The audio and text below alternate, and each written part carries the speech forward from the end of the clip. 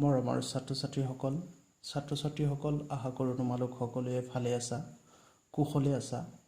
ছাত্ৰ-ছাত্ৰীসকল, আজি এই ভিডিঅ'টোৰ জৰিয়তে মই তোমালোকৰ সৈতে সমষ্টিবাদী অৰ্থবিজ্ঞানৰ এটা গুৰুত্বপূৰ্ণ টপিক এগ্ৰিগেট ডিমাণ্ড, যাক আমি অসমীয়াত কওঁ সামগ্ৰিক চাহিদা বা সৰ্বমুঠ চাহিদা, সেই এগ্ৰিগেট ডিমাণ্ডৰ ওপৰত আলোচনা কৰিব ওলাইছোঁ। আজিৰ ভিডিঅ'টোত আমি আলোচনা কৰিম এগ্ৰিগেট ডিমাণ্ড মানে কি, এগ্ৰিগেট ডিমাণ্ড বা সামগ্ৰিক চাহিদাৰ বিভিন্ন উপাদান, লগতে সামগ্ৰিক চাহিদা কেনেকৈ নিৰ্ধাৰণ কৰিব পাৰোঁ সেই বিষয়ে আলোচনা কৰিম। গতিকে তোমালোক সকলোৱে ভিডিঅ'টো আৰম্ভণিৰ পৰা শেষলৈকে খুব গুৰুত্ব ও মনোযোগ সহকাৰে শুনিবা। ছাত্ৰ-ছাত্ৰীসকল, প্ৰথমে আমি আলোচনা কৰিম যে সামগ্ৰিক চাহিদা বা এগ্ৰিগেট ডিমাণ্ড, এই সামগ্ৰিক চাহিদা বা এগ্ৰিগেট ডিমাণ্ড মানেনো কি বস্তু। ইয়াৰ সংজ্ঞাটো মই এনেধৰণে আগবঢ়াইছোঁ যে অৰ্থনীতি এখনৰ চূড়ান্ত দ্ৰব্য আৰু সেৱাৰ প্ৰতি মুঠ চাহিদাক সামগ্ৰিক চাহিদা বুলি কোৱা হয়। অৰ্থাৎ দ্ৰব্য সামগ্ৰী ক্ৰয়ত জনসাধাৰণে যিখিনি মুঠ ব্যয় কৰিবলৈ বিচাৰে সেয়াই হৈছে সামগ্ৰিক চাহিদা। আমি জানো প্ৰত্যেকজন ব্যক্তি, প্ৰত্যেকজন জনসাধাৰণে তেওঁলোকে তেওঁলোকৰ উপাৰ্জনখিনি বিভিন্ন দ্ৰব্য আৰু সেৱা সামগ্ৰী ক্ৰয় কৰাত ব্যৱহাৰ কৰে। জনসাধাৰণে তেওঁলোকৰ মুঠ উপাৰ্জনৰ যিখিনি তেওঁলোকে বিভিন্ন দ্ৰব্য আৰু সেৱা সামগ্ৰী ক্ৰয় কৰিবলৈ ব্যৱহাৰ কৰে বা সেইখিনি ব্যয়ৰ বিনিময়ত যিখিনি দ্ৰব্য সামগ্ৰী চাহিদা কৰে, সেইটোৱে হৈছে সামগ্ৰিক চাহিদা।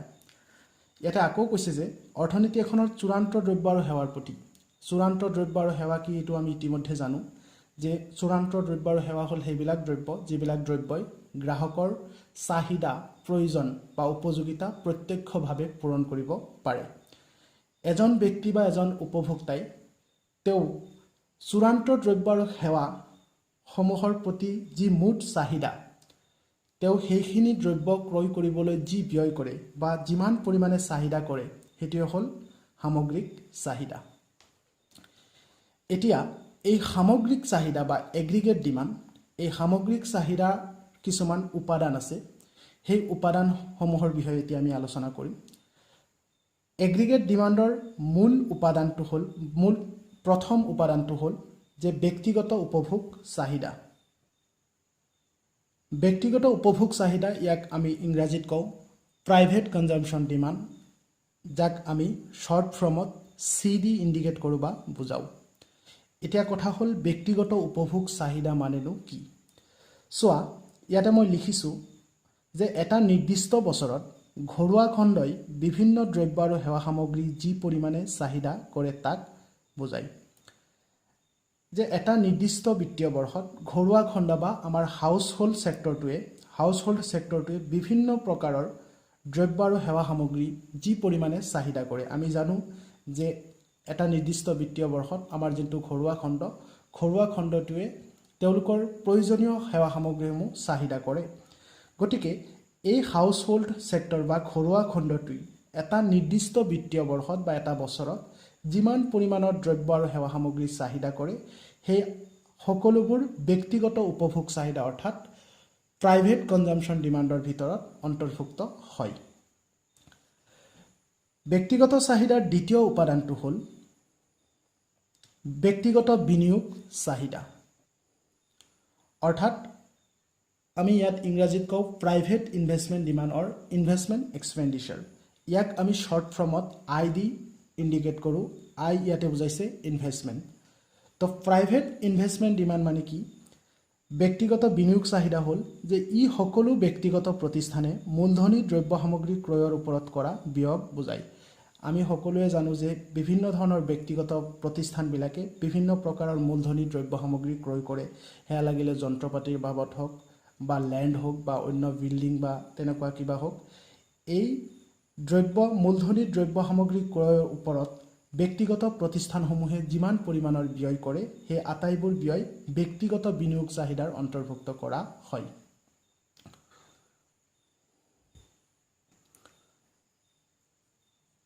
সামগ্ৰিক চাহিদাৰ তৃতীয় উপাদানটো হ'ল দ্ৰব্য আৰু সেৱাৰ প্ৰতি থকা চৰকাৰী চাহিদা অৰ্থাৎ ইয়াক আমি কওঁ গভৰ্ণমেণ্ট ডিমাণ্ড। গভৰ্ণমেণ্ট ডিমাণ্ড হ'ল ইয়াক আমি শ্বৰ্ট ফৰ্মত জিডি ইণ্ডিকেট কৰোঁ, যি ইয়াতে বুজাইছে গভৰ্ণমেণ্ট ডিমাণ্ড বা চৰকাৰী চাহিদা। যে সমাজৰ সাধাৰণ অভাৱ পূৰণ কৰিবৰ বাবে উপভোগ্য আৰু মূলধনী দ্ৰব্যৰ ওপৰত চৰকাৰী পৰিকল্পিত ব্যয়ক চৰকাৰী চাহিদা বুলি কোৱা হয়। চৰকাৰে কি কৰে, জনসাধাৰণৰ কল্যাণেই হওক বা জনসাধাৰণৰ যিবিলাক সাধাৰণ অভাৱ সেই অভাৱসমূহ পূৰণ কৰিবৰ কাৰণে চৰকাৰে কি কৰে, বিভিন্ন উপভোগ্য আৰু মূলধনী দ্ৰব্যৰ ওপৰত ব্যয় কৰে।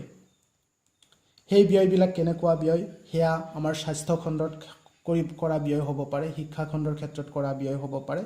এনেকুৱা সমাজৰ সাধাৰণ অভাৱবিলাক পূৰণ কৰিবৰ কাৰণে চৰকাৰে যিমান পৰিমাণৰ পৰিকল্পিতভাৱে যিমান পৰিমাণৰ ব্যয় কৰে সেই সকলোবোৰ ব্যয় দ্ৰব্য আৰু সেৱাৰ প্ৰতি থকা চৰকাৰী চাহিদাৰ অন্তৰ্ভুক্ত কৰা হয়। অৰ্থাৎ সেইসমূহ ব্যয় গভৰ্ণমেণ্ট ডিমাণ্ডত অন্তৰ্ভুক্ত কৰা হয়। সামগ্ৰিক চাহিদাৰ চতুৰ্থ উপাদানটো হ'ল নিগুদ ৰপ্তানি, যাক আমি কওঁ নেট এক্সপোৰ্ট। নেট এক্সপোৰ্ট ইয়াক আমি বুজাওঁ এক্স মাইনাছ এম অৰ এক্স এন। এক্স এনে কি বুজাইছে আমাক, নিগুদ ৰপ্তানি। যে নিগুদ ৰপ্তানি হ'ল নিগুদ ৰপ্তানি বা নিগুদ ৰপ্তানি চাহিদা। আমি সকলোৱে জানো যে আমাৰ দেশে কি কৰে, বিভিন্ন দ্ৰব্য সামগ্ৰী বহিৰাষ্ট্ৰলৈ ৰপ্তানি কৰে। যিটো আমাৰ দেশৰ পৰা যিটো বহিৰাষ্ট্ৰত আমি এক্সপৰ্ট ৰপ্তানি কৰোঁ সেইটো হ'ল এক্সপৰ্ট, আৰু যিটো বিদেশী ৰাষ্ট্ৰৰ পৰা আমি ক্ৰয় কৰিলেও সেইটো হ'ল আমদানি বা ইম্পৰ্ট। যেতিয়া কি কৰিম, আমাৰ ৰপ্তানি মূল্যৰ পৰা আমদানি মূল্যটো বাদ দিম। ৰপ্তানিৰ পৰা আমি যিমান ৰপ্তানি কৰিম তাৰ পৰা যেতিয়া আমি কিমানখিনি দ্ৰব্য সামগ্ৰী আমদানি কৰিছোঁ তাৰ মূল্যটো বাদ দিম। যিমানখিনি থাকিব তেতিয়া ৰপ্তানিৰ পৰা আমদানি বিয়োগ কৰি দিলে যিমানখিনি থাকিব সেইখিনি হ'ল নিগুদ ৰপ্তানি চাহিদা। গতিকে আমি পালোঁ এগ্ৰিগেট ডিমাণ্ড কি? এগ্ৰিগেট ডিমাণ্ড হ'ল যে দেশ এখনৰ চূড়ান্ত দ্ৰব্য আৰু সেৱাৰ প্ৰতি জনসাধাৰণে যিমান পৰিমাণৰ চাহিদা কৰে সেইটো হ'ল সামগ্ৰিক চাহিদা। সামগ্ৰিক চাহিদাৰ মূল উপাদান পালোঁ আমি চাৰিটা। ব্যক্তিগত উপভোগ চাহিদা, য'ত কি কৰা হয়, এটা নিৰ্দিষ্ট বিত্তীয় বৰ্ষত ঘৰুৱা খণ্ডই যিমান পৰিমাণৰ দ্ৰব্য আৰু সেৱা সামগ্ৰী চাহিদা কৰে তাক সংযোগ কৰা হয়। দ্বিতীয়তে পালোঁ আমি ব্যক্তিগত বিনিয়োগ চাহিদা, যে ব্যক্তিগত বিনিয়োগ চাহিদাত কি কৰা হয়, সকলোবোৰ ব্যক্তিগত প্ৰতিষ্ঠানে তেওঁলোকৰ মূলধনী দ্ৰব্য সামগ্ৰী ক্ৰয়ৰ ওপৰত যিমান পৰিমাণ ব্যয় কৰে সেই সকলোবিলাক ব্যক্তিগত বিনিয়োগ চাহিদাৰ অন্তৰ্ভুক্ত কৰা হয়। 3 নম্বৰ পালোঁ আমি দ্ৰব্য আৰু সেৱা সামগ্ৰীৰ প্ৰতি থকা চৰকাৰৰ চাহিদা, যে চৰকাৰে জনসাধাৰণৰ সাধাৰণ অভাৱবিলাক পূৰণ কৰিবৰ কাৰণে বিভিন্ন উপভোগ্য আৰু মূলধনী দ্ৰব্যৰ ওপৰত যিমান পৰিমাণে ব্যয় কৰে, পৰিকল্পিতভাৱে ব্যয় কৰে, সেই সকলোবোৰ দ্ৰব্য আৰু সেৱাৰ প্ৰতি চৰকাৰী চাহিদা অৰ্থাৎ গভৰ্ণমেণ্ট ডিমাণ্ডৰ অন্তৰ্ভুক্ত কৰা হয়। আৰু লাষ্ট পালোঁ আমি যে নিগুদ ৰপ্তানি, যাক আমি কওঁ এক্স মাইনাছ এম। যেতিয়া আমি কি কৰিম, ৰপ্তানি মূল্যৰ পৰা আমদানি মূল্য বিয়োগ কৰি দিম তেতিয়া আমি পাম নিগুদ ৰপ্তানি। গতিকে উপৰোক্ত এই উপাদানকেইটাৰ ভিত্তিত আমি সামগ্ৰিক চাহিদাৰ ধাৰণাটো এনেধৰণে আগবঢ়াব পাৰোঁ যে aggregate demand is equal to C plus C মানে হ'ল ব্যক্তিগত উপভোগ চাহিদা প্লাছ আই মানে হ'ল ব্যক্তিগত বিনিয়োগ চাহিদা প্লাছ দ্ৰব্য আৰু সেৱাৰ প্ৰতি চৰকাৰৰ চাহিদা বা government demand G plus X minus M, export minus import, বা ইয়াক আমি এক্স এন বুলিও লিখিব পাৰোঁ।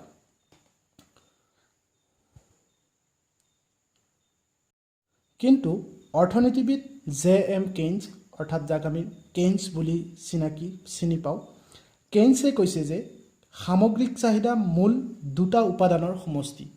আমি সামগ্ৰিক চাহিদাৰ উপাদান পালোঁ চাৰিটা। ব্যক্তিগত উপভোগ চাহিদা, যাক আমি ইণ্ডিকেট কৰোঁ চি ডি। ব্যক্তিগত বিনিয়োগ চাহিদা, যাক আমি কওঁ আই ডি ইণ্ডিকেট কৰোঁ। নেক্সট আমি পাইছিলোঁ চৰকাৰী চাহিদা, যাক আমি ইণ্ডিকেট কৰোঁ জি ডি। লাষ্টত আমি পাইছিলোঁ নিগুদ ৰপ্তানি অৰ্থাৎ এক্স মাইনাছ এম। এইকেইটা পালোঁ আমি সামগ্ৰিক চাহিদাৰ মূল উপাদান। কিন্তু কেইন্সে কৈছিল যে কেইন্সৰ মতে সামগ্ৰিক চাহিদাৰ মূল উপাদান হ'ল দুটা। আৰু কেইন্সৰ মতে সেইকাৰণে কেইন্সে কৈছিল যে aggregate demand is equal to C plus I. ইয়াতে চি মানে হ'ল এডি মানে হ'ল এগ্ৰিগেট ডিমাণ্ড, চি মানে হ'ল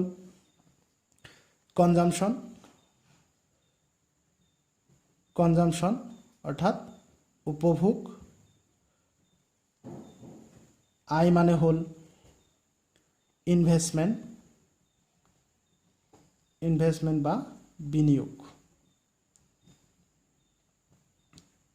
কেইনছৰ মতে সামগ্ৰিক চাহিদা মূল দুটা উপাদানৰ সমষ্টি, এটা হ'ল কনজাম্পশ্যন আৰু এটা হ'ল ডিমাণ্ড। অৰ্থাৎ কেইনছে কৈছে যে আমাৰ যিমান সামগ্ৰিক চাহিদা আছে সেই সামগ্ৰিক চাহিদাসমূহ দুটা উপাদানৰ সমষ্টি, এটা হ'ল কনজাম্পশ্যন প্লাছ ইনভেষ্টমেণ্ট। অৰ্থাৎ প্ৰত্যেকজন জনসাধাৰণে তেওঁলোকৰ উপাৰ্জনখিনি দুটা উদ্দেশ্যত ব্যৱহাৰ কৰে, কনজাম্পশ্যন উপভোগৰ ক্ষেত্ৰত আৰু বিনিয়োগৰ ক্ষেত্ৰত। কেইনছৰ এই ধাৰণাটো আমি এই চিত্ৰটোৰ সহায়ত আলোচনা কৰিম। চিত্ৰত মই OX অক্ষত লৈছোঁ আই আৰু OY অক্ষত লৈছোঁ বিনিয়োগ বা সামগ্ৰিক চাহিদা। চিত্ৰত আই হ'ল বিনিয়োগ ৰেখা। এই আই বিনিয়োগ ৰেখাডাল OX অক্ষৰ সমান্তৰাল, কাৰণ অৰ্থনীতিবিদ কেইনছৰ মতে হ্ৰস্বকালত সকলো পৰ্যায়ৰ আয়তে বিনিয়োগ একে থাকে। হ্ৰস্বকালত কি হয়, আমাৰ ইনকাম যিমানে নহওক, শ্বৰ্ট পিৰিয়ডত আমাৰ ইনকাম যিমানে নহওক, আমাৰ ইনভেষ্টমেণ্ট একে থাকে। অৰ্থাৎ ইনভেষ্টমেণ্টৰ কোনো বৃদ্ধি নহয়, ইনভেষ্টমেণ্ট স্থিৰে অৰ্থাৎ একে থাকে। সেইকাৰণে ইনভেষ্টমেণ্ট অৰ্থাৎ বিনিয়োগ ৰেখাডাল OX অক্ষৰ সমান্তৰাল।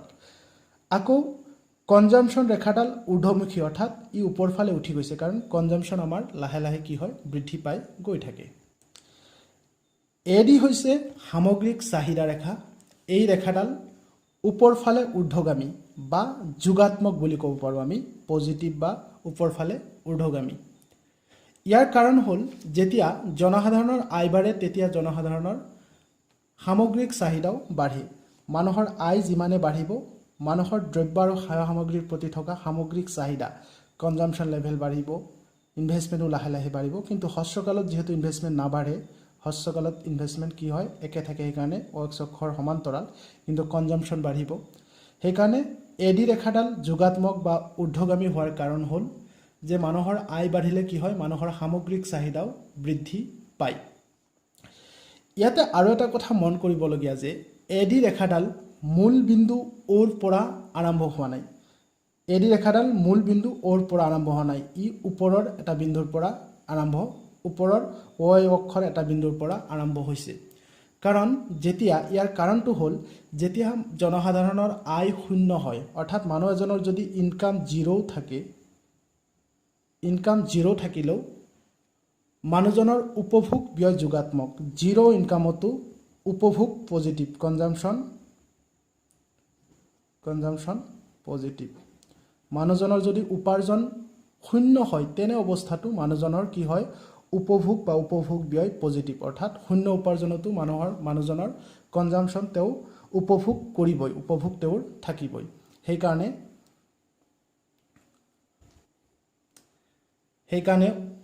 AD এগ্ৰিগেট ডিমাণ্ড ৰেখাডাল মূল বিন্দু 0 বা 0ৰ পৰা আৰম্ভ হোৱা নাই, ই OY অক্ষৰ এটা বিন্দুৰ পৰা আৰম্ভ হৈছে। আৰু এইটো মই দিছোঁ AD = C+I। কেইনছৰ মতে এগ্ৰিগেট ডিমাণ্ড অৰ্থাৎ সামগ্ৰিক চাহিদা হ'ল উপভোগ আৰু বিনিয়োগৰ সমষ্টি, কনজাম্পশ্যন প্লাছ ইনভেষ্টমেণ্ট। গতিকে এইখিনি আছিল আজিৰ এই সামগ্ৰিক চাহিদাৰ ওপৰত আলোচনা। গতিকে আশা কৰোঁ তোমালোক সকলোৱে কথাখিনি খুব সহজতে ভালদৰে বুজিব পাৰিছা। আজিৰ কাৰণে মই ভিডিঅ'টো ইমানতে সামৰিব লৈছোঁ। ধন্যবাদ।